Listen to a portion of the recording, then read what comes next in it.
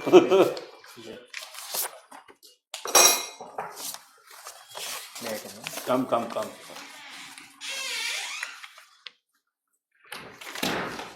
Good evening, sir. Good evening. Shan, you joined in 2023 or 24? 24. Sir, 24. I'll join this December, sir.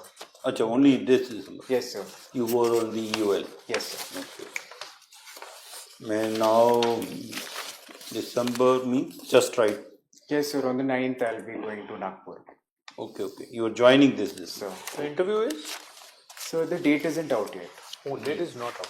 It is not out. Okay. So therefore, before going, you want to have the experience of the mock interview. Yes, sir. Okay. You are going in the taxation field. Yes, sir. For country like India, direct taxes are good or indirect taxes are good? So for a country like India, direct taxes are better because they are progressive in nature. We're able to tax incomes and not consumption, and we're able to also modulate our tax based on the paying capacity of the individual. Okay. Oxfam said that the poor people pay GST. 64%. They came out with a number also that 64% of the GST is paid by poor. Is it a proper assessment by Oxfam? Sir, I'm not familiar with the particulars, but it seems a little unlikely because a lot of necessities are taxed at 0%, merit goods are taxed at 5%, and it is only other standard goods that are taxed at 18% and sin goods at 40%. So, based on the structure, I'm not sure how they came to that. They came to that. Okay. It might not be proper calculation. Perhaps, sir. Perhaps. Okay. The RBI, some people say that the RBI is not doing proper work. They critique that the banks have failed, banks are not doing that well, and the RBI is not doing its work properly. How do you take this criticism of the RBI? Sir, again, seems a little in contrast to what I think, because firstly, NPS have gone down. Gross and net NPS have been going down. Secondly, sir, inflation has been in check. 4 to 6% is the band, and we have been 2 to 6% band. The NPAs have gone down because we have written off now 13 lakh crores or more than 10 lakh crores. You are not accounting for that. Is also, they say, the RBI's fault. If we have written off 10 lakh crores and then we are saying NPAs are going down, that is what the critics are saying. I am only trying to know your opinion about this criticism. Sir, perhaps that must have been done because there must be a standard way of dealing with NPAs that have not been recovered over a period of time. In any case, it does de-risk and it frees up the balance sheets of these banks. So if the NPAs were kept on the banks, then further lending and economic activity would be in peril. These very critics also say that the solvency methodology or solvency process, NCLT, they are giving more benefits to the industries than naturally to the poor people. They are making these industries free from the debt without anything. Sir, when we go to the insolvency and bankruptcy court, that is a state where debt cannot be paid off except by corporate restructuring or by getting a new person to buy into the company. So, sir, in that line, that is the job of the IBC process, which has taken the time taken for resolution from 4 to 6 years. But these critics say that a group, which is number one group, it can also get a company written off. It can take a loan of 10,000 crores in a company and that company can be written off. That 10,000 crore can be written off of that company while he is running B, C, D, E, F, G companies with 1 lakh crores. That is the way this process is happening. That is the criticism. Sir. Sir, there should be good legal safeguards, sir. For instance, guarantors are put in the shoes of the creditor where the creditor defaults. So where there are these promoters that have solvency and multiple groups under them, one should attribute liability directly at the promoter, but that has to be at the stage of giving the loan. When the document is being signed, we have to have guarantees from the promoters and intra-group guarantees rather than just that entity, especially if it is having solvency troubles.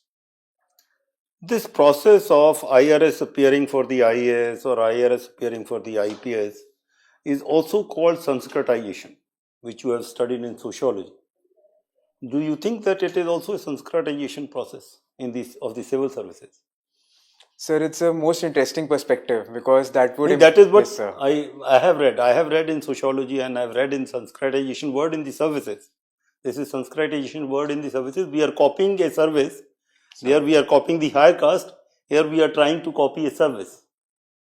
Sir, it can definitely create that perception of some sort of intra-service hierarchy and also the aspirational status of IAS. But I can only speak to my personal motivation, sir. And what is the personal motivation?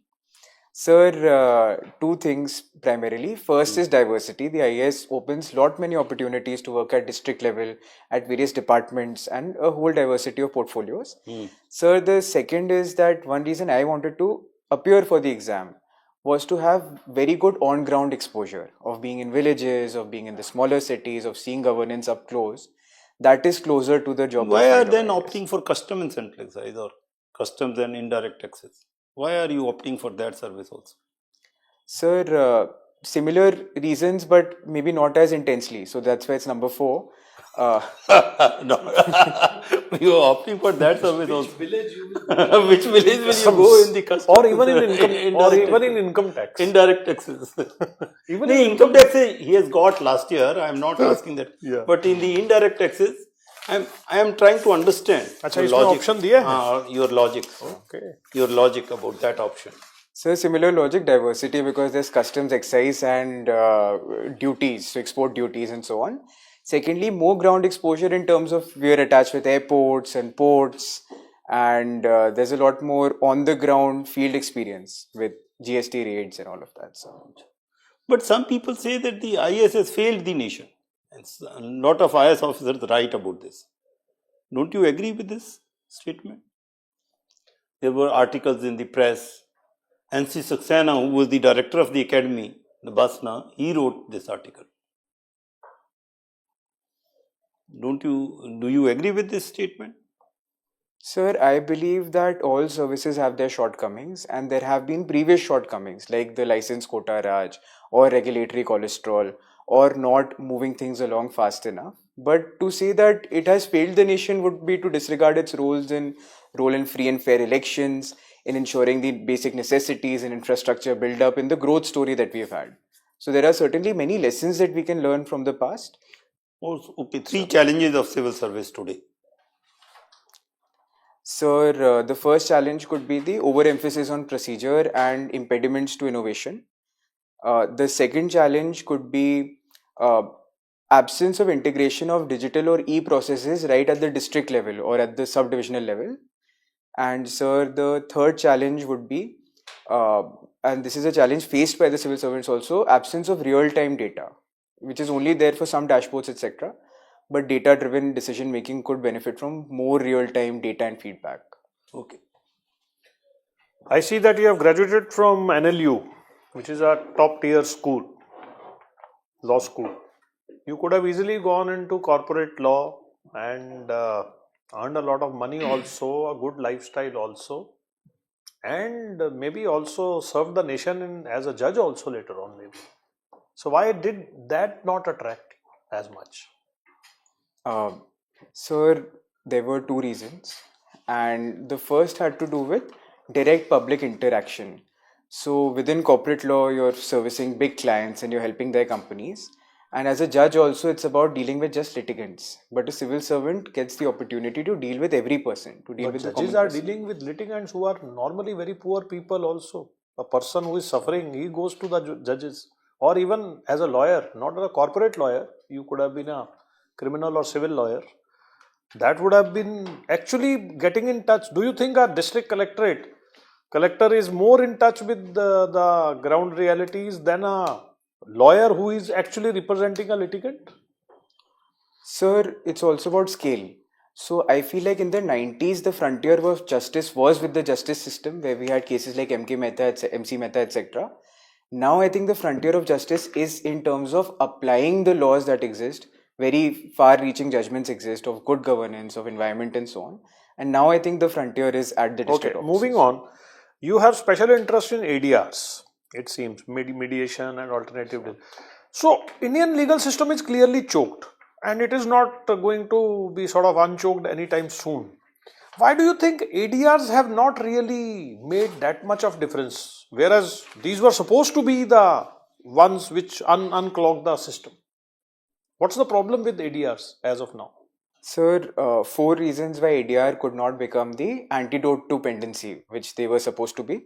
The first is litigant culture. There isn't as much faith in ADR. ADR is not adopted as openly by litigants, partially because of the advice their lawyers might be giving them. Secondly, sir, absence of trained personnel. Should it not be made mandatory? Sir, that was a discussion for the Mediation Bill 2023, and ultimately the government went against that idea simply because when it is mandatory ADR, you don't have the voluntariness or the desire on the people, part of the people to settle. Can limiting the appeals be a solution? Why can't we just limit? Every case can go theoretically till Supreme Court. Why not have at least maximum 3 appeals or 2 appeals? Should it not be sufficient?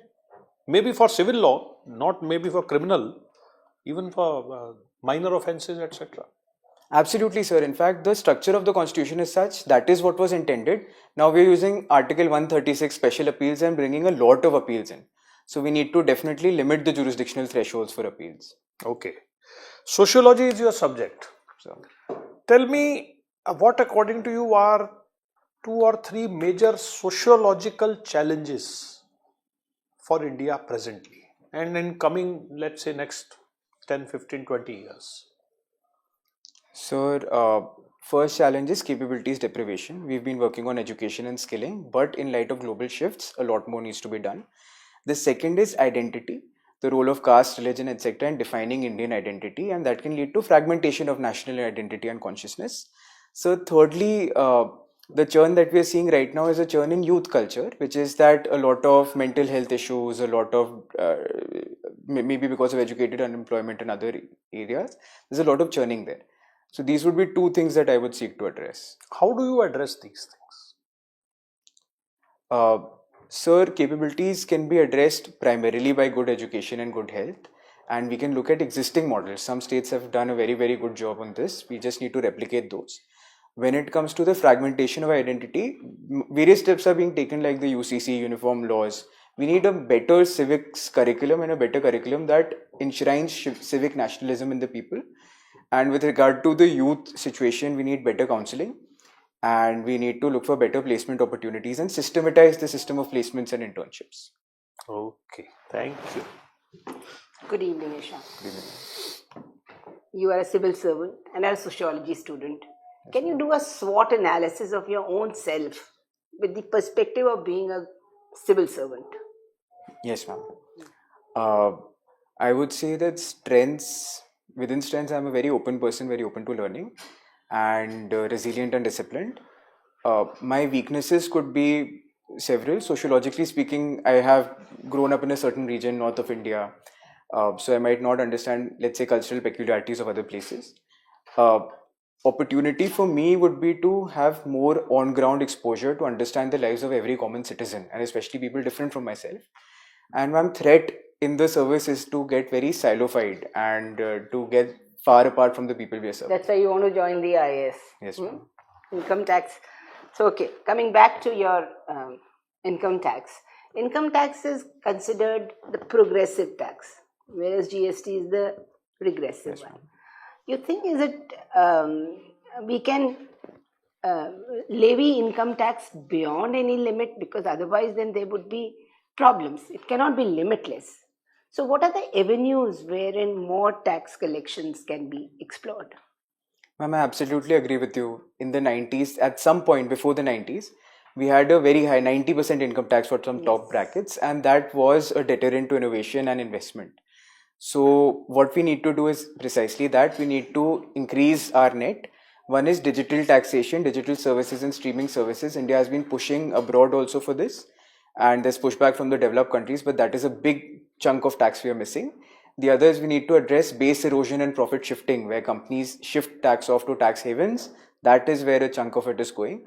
And we could consider taxing agricultural incomes upwards of 50 lakh rupees as per the NC Kelkar committee recommendations. But now, on the other hand, income tax pays are only about say 6%, and in that above bracket it would be only about 2%. So don't you think there should be some kind of incentives or some kind of a recognition that should be given to these honest taxpayers, so that they consider, because ultimately the revenue is coming from them. Yes, ma'am. And if they don't feel the pride of being a good contributor to the state exchequer, then isn't the state failing? Yes, ma'am. We do need to create that culture where this is considered a responsible and honest and honorable thing to do. And we could have this sort of recognition through billboards, through naming various stadiums, etc., based on prominent taxpayers, and by felicitating them. So all of this would go towards that culture, ma'am. Okay. We talk about Viksit Bharat challenges. Can you just tell me 3 challenges that you see in the economic field and 3 in the political field? Yes, ma'am. So for the economic field, the first one is less investment in R&D. So it's only 0.7%. We need that a lot more. The second is the skewed transition, which was from agriculture to services. Manufacturing has not done as well, although we are trying to pick that up. And ma'am, the third challenge is going to be global challenges of fragmentation and deglobalization. So that might limit our trade prospects, and we'll have to navigate that. Ma'am, politically, 3 challenges would be: the first is political polarization. So civil society, politics, everything very polarized. The second challenge would be parliamentary productivity. So we can see that disruptions, etc., it's on the news all the time. So we need to work on that a lot more. Okay. And ma'am, the third challenge has to be, the third frontier, I would say, for Viksit Bharat would be better local self-government. We've got the 73rd, 74th amendments, but a lot more needs to be done. Okay. Thank you. Okay, Ishan, I have one question. One nation, one market, and one tax. So, are we already there, or something more is still to be done? Sir, in many ways, yes. GST 2.0 has harmonized the tax slabs, and we do have constitutional provisions also preventing impediments or discrimination on interstate tax levels. Sir, but at a larger scale, sir, things still need to be done to equalize opportunities. So if production is not equally opportunistic, let's say Northeast doesn't have as much infrastructure, as many plants, etc., then to really save one market, that extra step needs to be there, sir. So, what are the corrective actions that are still to be done? Sir, we have invested in Northeast. We need to look at areas where investment has been low and provide them with good infrastructure, good incentives like tax subsidies, exemptions, and so on, and spur better growth and innovation in these areas. Okay, one last question. Why petroleum products are exempt from the tax? Sir, I'm not aware. Thank you. We'll start with Max Weber, okay? So, Now, you must have studied Max Weber. Is he relevant in the modern times? yes, sir. How is he relevant? Sir, his theory of stratification goes beyond Marx, who just looks at class. Weber looks at class, status, and party. That is very relevant, and it is used by Indian sociologists to look at stratification in our society. Okay. Now we'll go to the domain of international affairs. When do you think we'll be at the high table in the UN? You understand what I mean? Yes, sir. Sir, I think there are 3 preconditions. The first is we have assumed leadership of the global south, but better leverage there and the global south itself to rise up at a force is important. Second is, sir, we are already the 5th largest economy. Going to the top 3 will make that big shift. And sir, the third is, and this is something we are trying, which is that to be able to at least win favor of 3 or 4 out of the P5. China might be a hard battle, but all of that considered, all of that happens, then we are much better off. Tell me, I mean, again hypothetical. Say India goes to the UN Security Council without the veto power. How do you look at this scenario? Sir, in this scenario, if there's no veto power whatsoever, then that's okay. But the current things as they stand, because of geostrategic differences with China, a lot of our initiatives might get blocked.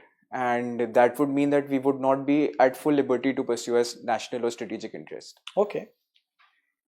Have you heard of Gujral's doctrine? sir. Okay. How are we using that doctrine in our relations with our neighboring countries? Yes, sir. Sir, the doctrine is of non-reciprocal generosity.